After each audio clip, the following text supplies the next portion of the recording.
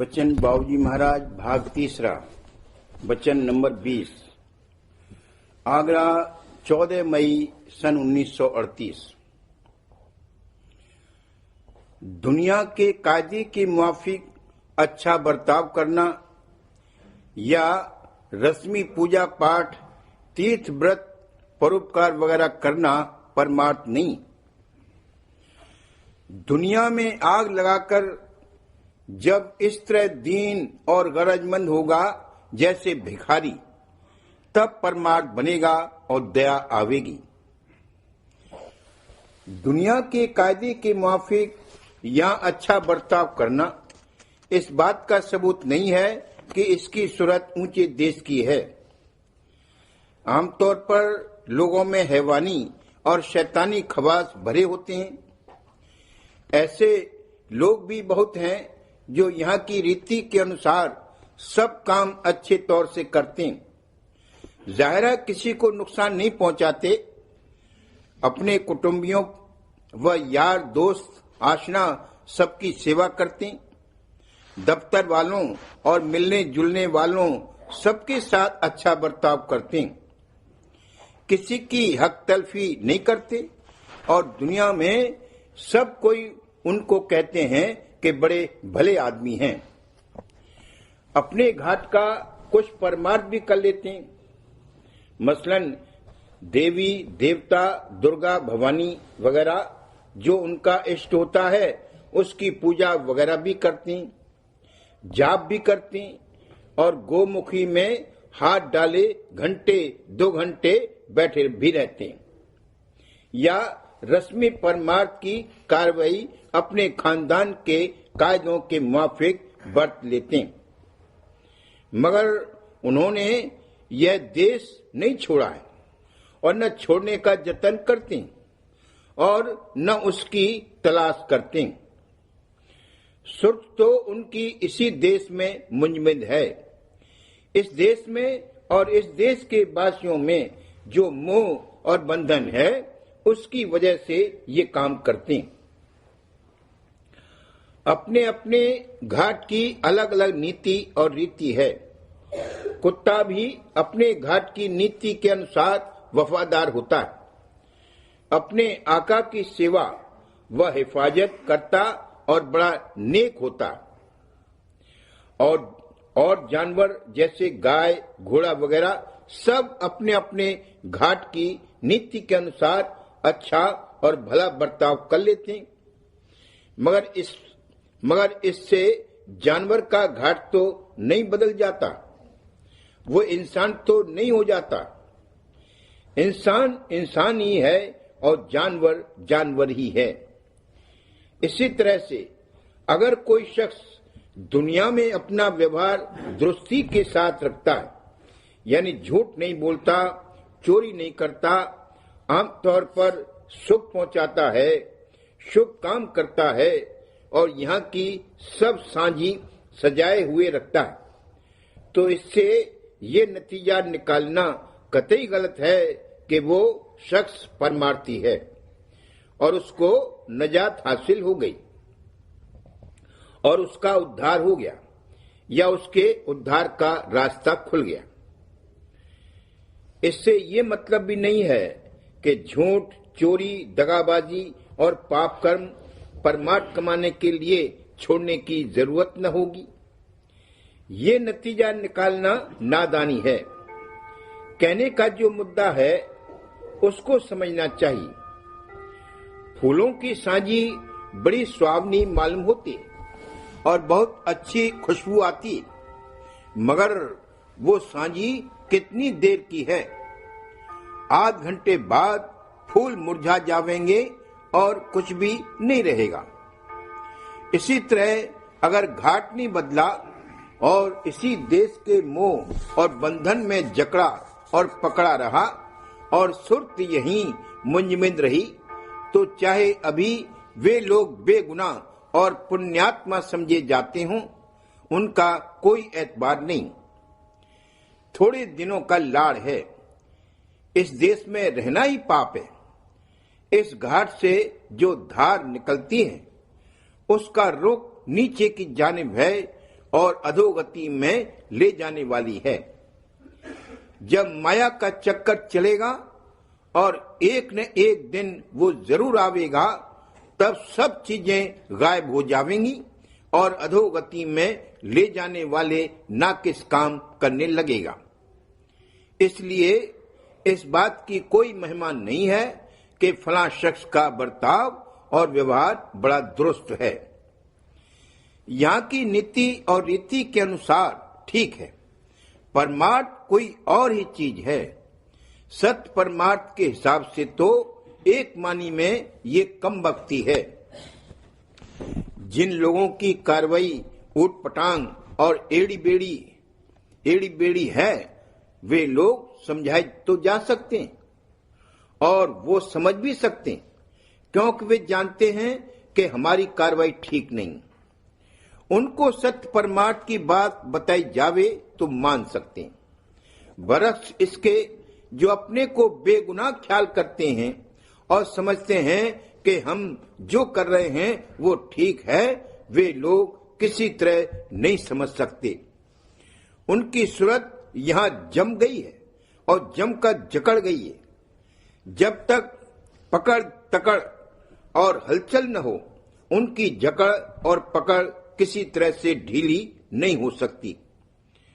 फरमाया है कि जो गुनहगार भी हैं, मगर जिसको सद्गुरु की शरण प्राप्त है, उसके सब गुनाह माफ हो जावेंगे। और जो अभी बेगुनाह है, मगर सद्गुरु की शरण या सच्चा परमार्थ नहीं प्राप्त है, तो वो बड़का गुनहगार गिना जावेगा। कहने का मतलब ये है कि यहाँ की नीति के अनुसार बर्ताव और व्यवहार दुरुस्त रखना इस बात की दलील नहीं हो सकती कि परमार्थ किया जा रहा है। यहाँ की नीति के अनुसार बरतने से जब तक यहाँ रहना है, कुछ आराम और सुख मिल सकता है।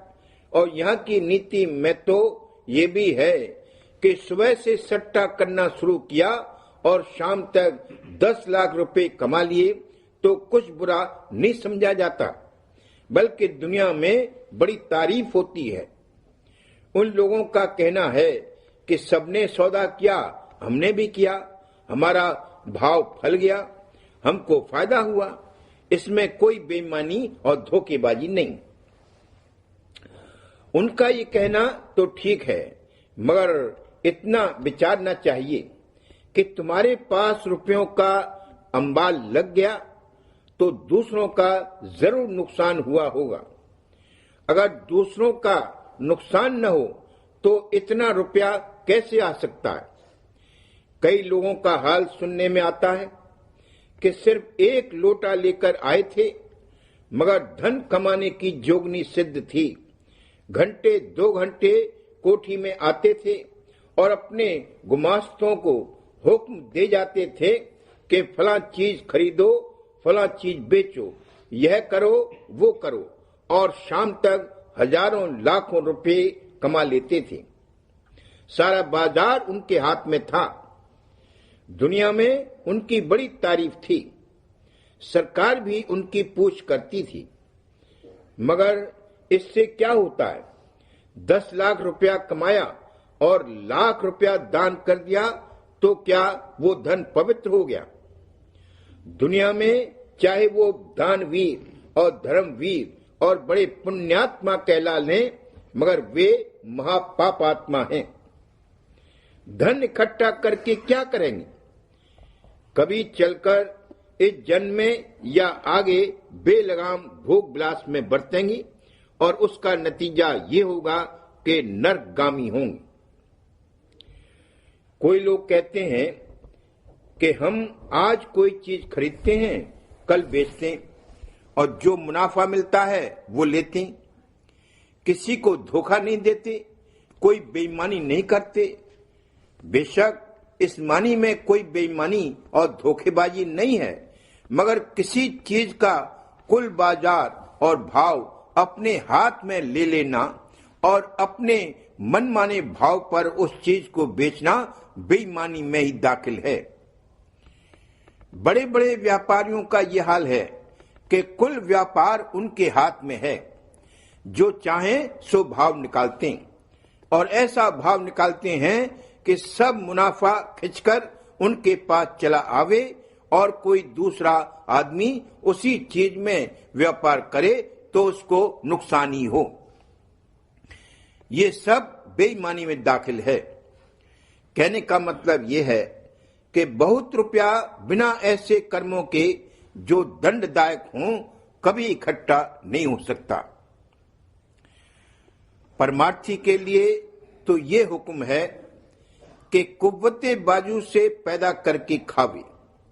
सबसे अच्छी नौकरी है, मसलन दफ्तर की नौकरी, मगर उस्तादों ने उसमें भी तरकीबें लगा ली हैं।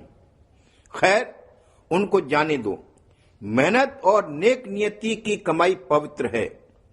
जिससे जितना पाया है उसके एवज में उसका काम मेहनत से और तबीयत लगाकर कर देना चाहिए, जिसमें उसका जी न दुखे। फिर कोई दोष नहीं।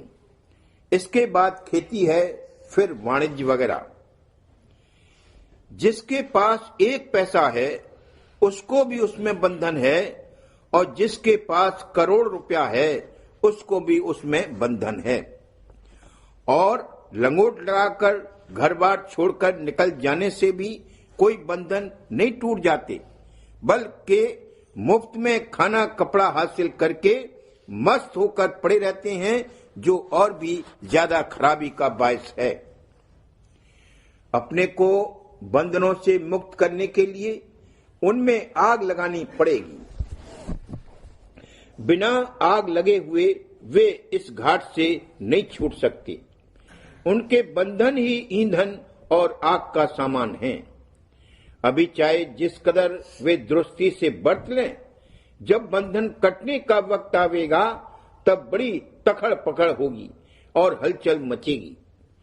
परमार्थ कोई मस्खरापन नहीं, मोम्याई निकलेगी, अर्क व रूह निकाली जावेगी और यहाँ का बल त्याग कर सच्चा दीन होगा।